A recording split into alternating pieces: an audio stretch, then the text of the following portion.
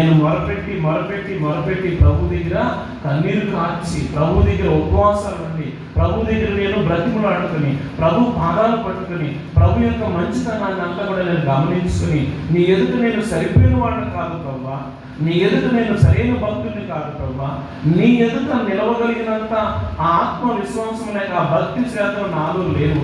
ఇలా నేను నలగొట్టుకుని తగ్గించుకుని నన్ను నేను దేవుడికి అర్పించుకుని నిజంగా దేవుని సన్నిధిలో నేను భక్తుడని ఆయన అంటారని నేను ఊహించలా. నా యథార్థతల గురించి, నా భక్తుల గురించి, నా విశ్వాసం గురించి, నాకున్నటువంటి ఏ స్థితిని ఆయన అంతగా ఎత్తిపట్టి మొదటి వచ్చిన చదువుతాం ఒకసారి. ఆ 4 మాటలు మనం ఒకసారి గుర్తు చేసుకుందాం. వ్యక్తిగతంగా వీటిని మీరు తీసుకోవాలి. వ్యక్తిగతంగా, కుటుంబముగా, సంఘముగా ఈ మాటలు నేను కూడా, మీరు కూడా వాటిని మనము అనుసరించాలి. వాటిని మనం మన జీవితానికి అప్లై చేసుకోవాలి. ఏదో వాక్యం వింటున్నాం, వెళ్ళిపోతున్నాం, సమయం వచ్చినప్పుడు ఏదో మాట్లాడుతున్నాం కాదు. వాక్యానుసారంగా మన జీవితాలు ఉంటున్నాయా అనేది మనం జ్ఞాపకం చేసుకుందాం. ఊజు దేశం నందు మెస్సయా సంఘము నందు యోబు అని ఒక మనుషుడు ఉండేను. అతడు యథార్థవంతుడును న్యాయవంతుడినై దేవుని యందు భయభక్తులు. భారతదేశంలో ఒక్కడు ఉంటే చాలు దేవుడికి. మెసేజ్ సంఘంలో ఒకడు ఉంటే చాలు, ఆంధ్రప్రదేశ్లో ఒకడు ఉంటే, లేకపోతే తెలంగాణలో ఒకడు ఉంటే, ఒక స్టేట్లో ఒకడు ఉంటే, 101 కీర్తనలు మనకి ఈరోజు మనందరూ తెలిసిన వాక్యం. దేశంలో నమ్మకస్తుల కోసం నేను ఎదురు చూస్తానంటాడు 101:6. ఎస్కేల్ గ్రంథంలో 22 దేశంలో నమ్మకస్తుల కోసం ఒక్కడన్నా ఉన్నాడేమో నేను ఎదుగుతున్నానంటాడు. అలా దేవుడు వెతకగా యోబు దొరికాడు ఆయనకి. వీడేమో నువ్వు ఎలాంటి నువ్వు అలాంటి నువ్వు అది ఇది గుడ్డు కూర్చొని మాట్లాడుతున్నాడు. ఆయన అంటున్నాడు, ఆమె అనుకోకుండా నేను చక్కని మాట దేవునికి మొరపెట్టి ప్రత్యుత్తరములు పొందిన వాడనైనా నేను దేవుని సన్నిధిలో అడిగిందల్లా అనుభవించాను. నా దేవుడు నాకు యథార్థవంతుడని సర్టిఫికెట్ ఇచ్చాడు, నీతిమంతుడని సర్టిఫికెట్ ఇచ్చాడు. ఊజు దేశంలో నువ్వు భక్తుడు అన్నాడు. నేను నీతిమంతుడని, యథార్థవంతుడని, చెడుతనమును విసర్జించిన వాడిని దేవుడు సర్టిఫికెట్ ఇస్తే, ఇప్పుడు మీరు వచ్చి నువ్వు గుడ్డు కూర్చోండి అంటే నా దేవుడికి తెలుసులే నువ్వేం మాట్లాడు. నీకు తెలివి ఉంది, నీకు బలం ఉంది, నీకు చదువు ఉంది, నీకు పదం ఉంది, నీకేదో కొంచెం సర్కిల్ ఉంది, నువ్వేదంటే అది నడిచిపోతుంది. కాబట్టి మీరు అలా మాట్లాడుతున్నారని ముగ్గురికి జవాబు చెప్తున్నాడు. ఏమని జవాబు చెప్తున్నాడు? దేవునికి మొరపెట్టి ప్రత్యుత్తరములు పొందిన వాడనని నేను నా స్నేహితునికి అపహాస్యాస్పదముగా ఉండవలసి వచ్చిన నేను భక్తుడినే. నా దేవుడు నన్ను మెచ్చుకున్నాడు. మీ ఎదుట నేను ఇలాగా ఈరోజు అపహాస్యం చేయబడాల్సి వస్తుంది. ఒకవేళ నిజంగా నువ్వు భక్తిపరుడు అయితే, నువ్వు నిజంగా భక్తిపరుడు అయితే, నువ్వు నిజంగా దేవుని కొరకు నీకు యొక్క జీవితాన్ని కట్టుకుంటుంటే, ఎదుటివాడు నిన్ను ఎవరైనా గుడ్డోడను, గూనోడను, చెడ్డోడను, మంచోడు నీకు ఏదో అపవాదం నిన్ను పెడుతుంటే నువ్వు ఈ మాట గుర్తు చేసుకోవాలి.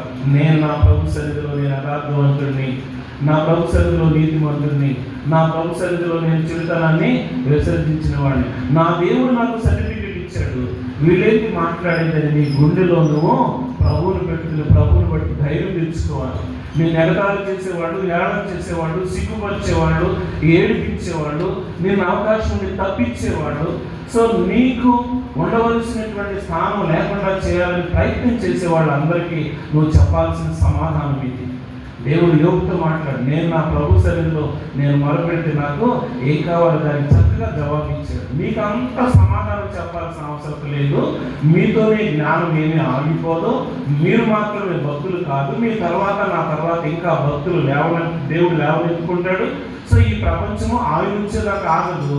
నువ్వు నేను అనుకుంటే సరిపోదు. నీ తెలుగు, నీ బలము, నా బలము, మన బలము ఇక్కడ అక్కర్లేదు. ఆయన కావాల్సింది భక్తులు. 65వ కీర్తన 3వ వచనం ఒకసారి చూద్దాము. 65వ కీర్తన 3వ వచనం, 65, 61 భూమి మీద భక్తులు చేసిన మాట. 61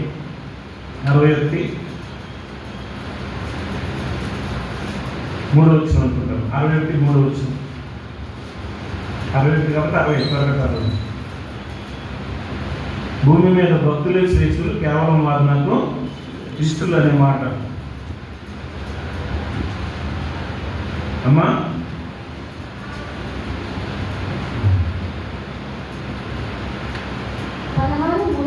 16 3 వచ్చి నేను ఇలాగందును ఇందాక యోగు గారి గురించి మాట్లాడుతున్నాం మనం ఇప్పుడు వరకు. దావీదు గారు కూడా ఈ మాట అంటున్నాడు, నేను ఎలా అందును.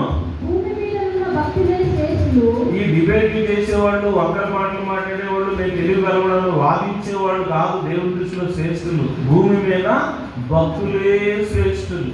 ఈరోజు డిబేట్ చేసేవాళ్ళు చాలా మంది ఎక్కువైపోయారు. వాడు ఎందుకు డిబేట్ చేస్తున్నాడు అని అంటే, కొంతమంది, అందరు కాల్సమా, ఎందుకు డిబేట్ చేస్తున్నాడంటే ఏదో పిచ్చాపాటి మాట్లాడితే టీవీలోకి వస్తా కదా, టీవీలోకి వస్తే నేను కనబడతా, నేను కూడా దేశాలకి నా యొక్క ముఖం కనబడుతుంది అంతే తప్పనించి వాదం పెట్టి ఏదో ఒక రకంగా టీవీలో కనబడటం కోసమే తప్ప దేవుడి కోసం నిజాయితీగా బ్రతికేవాడు తక్కువ. నేను కూడా పనికి మాట్లాడు అందరినీ ఒక 5 ఏళ్ళు 10 ఏళ్ళు ఇస్తే టీవీ వాళ్ళు కూడా ఎంకరేజ్ చేసేస్తారు. పనికి మాట్లాడు అందరినీ ఎంకరేజ్ చేసి, ఎందుకంటే వాళ్ళకి డబ్బులు కావాలి, వాళ్ళకి బిజినెస్ కావాలి. వీళ్ళకి నాకు ఆ సత్తా ఉందా, నేను మాట్లాడగలనా, నేను ఏ విధంగా అక్కడ కూర్చోగలను, నాకు ఆ ధన్యత ఉందా, దేవుని గురించి మాట్లాడే శక్తి నాకు ఉందా అని ఆ సెన్స్ ఏమాత్రం ఉండదు. అవకాశం వచ్చింది డబ్బులు పడేసి మాట్లాడేసేయాలి. అందరూ మాట్లాడేస్తుమా టీవీలో మరి ఈ విధంగా మాట్లాడుతున్నాను, ఈ మాటలు వినే భక్తులు, సేవకులు ఒకరు బాధపడతారు. ఈ డిబేట్ చేసేటటువంటి వ్యక్తులు ఆ సంఘము ఆ డిబేట్లో టీవీలో వదిలిపెట్టారు. మనము మన యొక్క కుటుంబాలు, మన సంఘాలు, మన సర్కిల్లో మనం ఏ విధంగా డిబేట్లు చేస్తున్నాము, ఏ విధంగా మనము నీతిగా న్యాయంగా మాట్లాడుతున్నామా, నీతియుక్తంగా నడుచుకుంటున్నామా, యథార్థంగా ఉంటున్నామా, మనం సరిగ్గా ఉండి ఎదుటి వారికి చెబుతున్నామా, మనమే వంకరగా ఉండి మనమే ఇతరులకి బోధించడానికి ప్రయత్నం చేస్తున్నామా? ఒకసారి ఆలోచించేద్దాం ప్రియమైన దేవుని బిడ్డలారా. కొరింథీయులకు రాసిన మొదటి పత్రిక 9వ అధ్యాయం 27వ వచనం చదువుతాం. కొరింథీయులకు రాసిన మొదటి పత్రిక 9వ అధ్యాయం 27వ వచనం. గాలిని కొట్టినట్టు నేను గాలిని కొట్టినట్టు నేను పోట్లాడటం లేదు కానీ, ఒకవేళ ఇతరులకు ప్రకటించిన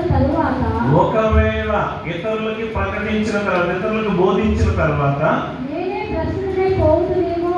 సో సెల్ఫ్ ఎగ్జామిన్ చేసుకుంటున్నాడు పౌలు గారు. సో నేనే భ్రష్టుడనే మీకు చెప్పి నేను తప్పిపోతానేమోనని, నేనే భ్రష్టుడనై పోదునేమోనని నా శరీరాన్ని ఇష్టం వచ్చినట్టుగా ప్రవర్తించకుండా నా శరీరాన్ని నలగొట్టి దానిని నా శరీరాన్ని కంట్రోల్ చేసుకుంటున్నాను. అందుకే చెప్పగలిగాడు, ఏమని చెప్పగలిగాడు రోమా 12లో, సజీవ యాగముగా మీ శరీరాన్ని నా శరీరాన్ని సమర్పించుకున్నాను. నేను నా ప్రభు కోసం నేను నలగొట్టుకున్నాను. నా ప్రభు కోసము నేను ఎక్కడ కూడా హెచ్చించుకోకూడదని నా ప్రభు కోసం ఎంత చేయగలిగానో అంత చేయగలిగాను. మీరు కూడా అలా చేయండి. సజీవ యాగముగా మీ శరీరాన్ని సమర్పించుకోండి. సజీవ యాగముగా మీ శరీరాన్ని సమర్పించుకోండి. ఒక మాట మత్తయి సువార్త ఏ విధంగా సమర్పించుకోవాలి ఆ మాట మనం ఒకసారి చూద్దాం. మత్తయి సువార్త 5వ అధ్యాయం, మత్తయి సువార్త 5వ అధ్యాయం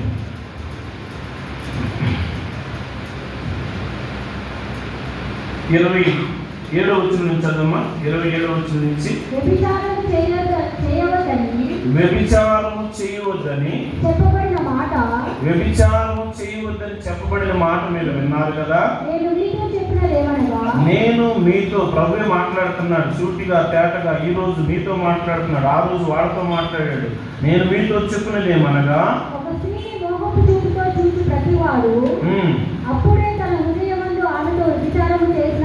సో వీళ్ళిద్దరూ వెళ్ళి ఎక్కడో చోట కూడుకోవాల్సిన అవసరం లేదు. మోహపు చూపుతో చూసినప్పుడే వాడు వ్యభిచారం చేసేసిన వాడు.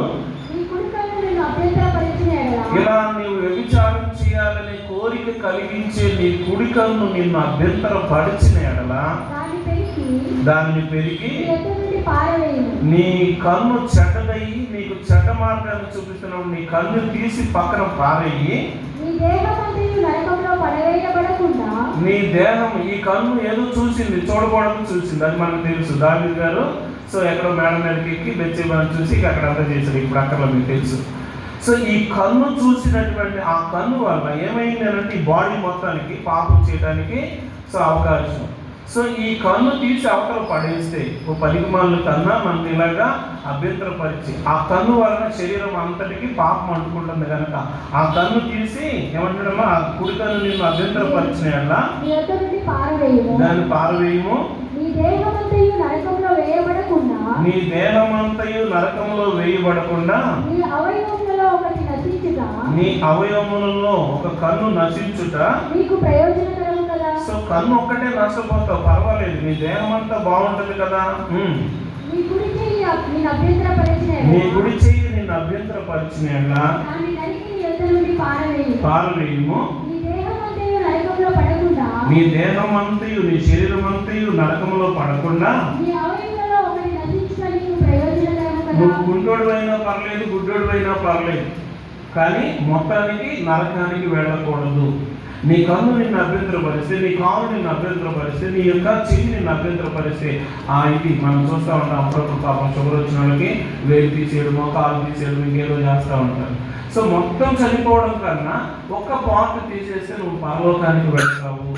పరలోకం ఎందుకు ఈ మాటలు మనం జ్ఞాపకం చేసుకున్నామంటే, ప్రియమైన దేవుడు పెట్టారా, మనము డిబేట్ చేయడము, ఎదుటి వారిని చెడ్డవాళ్ళని చెప్పడము, మనం తెలివి ఉందని అనుకోవడము, మనలోనే లోపాలు ఉన్నాయి అనేటటువంటి విషయాన్ని తెలియకుండా ఉన్న మనకి, సో అలాంటి వారికి పౌలు భక్తులు చెబుతున్నాడు, సజీవ యాగముగా మీ శరీరాన్ని అవసరమైతే కాలు, చెయ్యో, కన్ను, ముక్కు, నోరు ఏదన్నా చెడ్డగా అనిపిస్తే దాన్ని తీసి పక్కన పడి నువ్వు మాత్రం నరకానికి వెళ్ళకూడదు. నరకానికి వెళ్ళకూడదు. నువ్వు అనుకుంటున్నావు, వాదించాను అనుకుంటున్నావు, గెలిచాను అనుకుంటున్నావు, డిబేట్ చేశాను అనుకుంటున్నావు, నువ్వు నాకన్నా నేను మానాడుతున్నాను అనుకుంటున్నావు. బట్ నీ కాలు, కన్ను, నీ చెయ్యి, నీ బాడీలో ఒక పార్ట్ దేవునికి ఆయాసం కలిగించే పార్ట్ పెట్టుకొని నువ్వు పరలోకానికి వెళ్ళలేవు. ఆ పార్ట్ తీసేసి పక్కన పడేస్తే అప్పుడే నువ్వు నరకానికి వెళ్తావు, అప్పుడే పరలోకానికి వెళ్తావు. ఎందుకు ఈ మాటలనంటే, మీరు చాలా తెలివిగా మాట్లాడుతున్నారు. నాకు అన్నీ తెలుసు, మీకు ఏమీ తెలియదు అన్నట్టుగా మాట్లాడుతున్నారు. మాకు అన్నీ తెలుసు. జోపలు బిల్దదు ఏలిపస్ మీకు మాకు అన్నీ తెలుసు అనుకుంటున్నారు. నాకేమో ఏమీ తెలియదు అనుకుంటున్నాను నేను. అయితే మీకు అన్నీ తెలిసి మీతోనే జ్ఞానం ఆగిపోవడం కూడా బుద్ధిహీనత. నేను మీలాగా చేయట్లా. నేను నా దేవుడి దగ్గర ఎంత యథార్థంగా ఉన్నానో మీ దగ్గర కూడా అంతే యథార్థంగా ఉన్నా. అయితే మీ ముందు ఇలాగ అపహాస్యం చేయబడాల్సి వచ్చిన పరిస్థితి వచ్చింది. చూడండి, 4వ వచనంలో, యోబు గ్రంథం 12వ అధ్యాయం 4వ వచనంలో, నా స్నేహితులకి అపహాస్యాస్పదముగా ఉండవలసి వచ్చిన నా స్నేహితులు అంటులా. ఎవరిని బాధ పెట్టకూడదని అయినా ఎవడన్నా దిద్దుకుంటాడేమో, నేను ముగ్గురులో ఎవడన్నా తర్వాత ఇంకొకరు కూడా జాయిన్ అవుతారు. తర్వాత మనం అక్కడికి వెళ్తలేదు. ఇప్పుడు ఇక్కడ మనం గమనిస్తే, సో వీడు కాకపోతే వాడు, వాడు కాకపోతే వీడు కొంచెము